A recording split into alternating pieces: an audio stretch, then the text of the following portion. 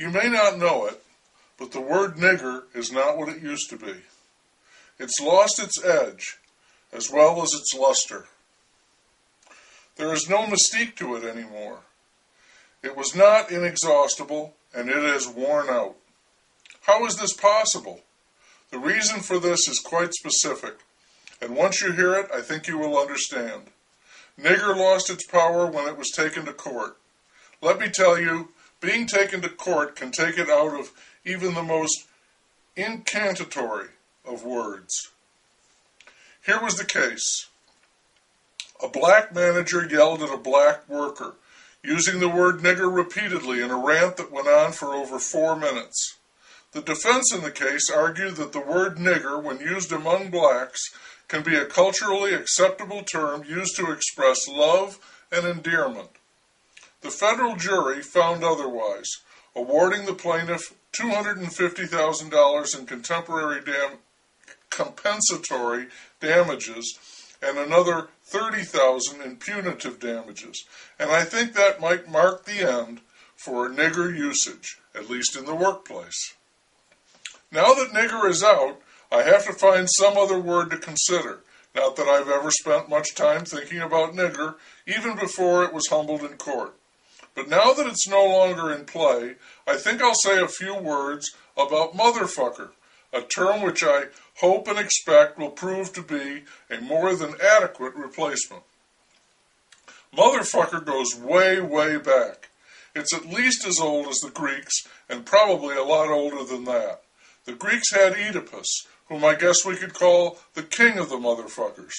He was not only a bona fide motherfucker, but he also killed his father. So in Oedipus we have a truly outstanding example of the type. And not only was he a motherfucker, but the poor guy found it out, that he was a motherfucker, and naturally he was none too happy about that. His mother wasn't either. She hanged herself. He put out his eyes and basically lost the hop on his fastball, you might say, for the rest of his days. Shakespeare's Hamlet was not a motherfucker, but his stepdad, cum uncle, Claudius, definitely was. And the mother he was fucking was Hamlet's.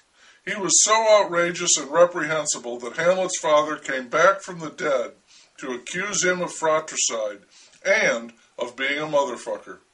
The ghost ordered his son to set things to right, and there's nothing right about a man who is a certifiable motherfucker.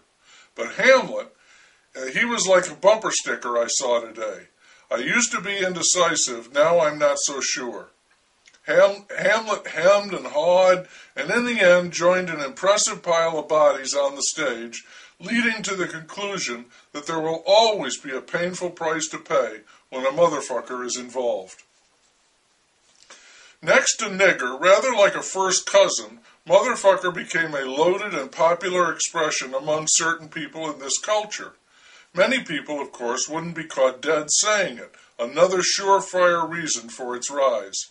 Because for others, it was as common as peanut butter on toast. It was versatile, too, a noun, an adjective, even a verb, definitely an intensifier, an exclamation. Motherfucker had limitless applications. I think it came into use for people who were living in that circumstance.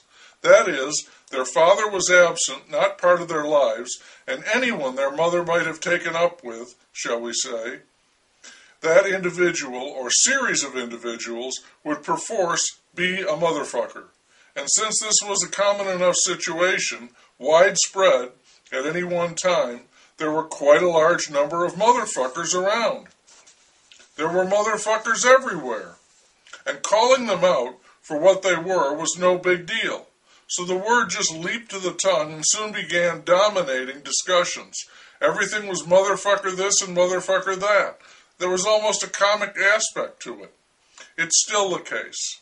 So while nigger may be out, having been whomped in court, I expect motherfucker to stick around for a good long time.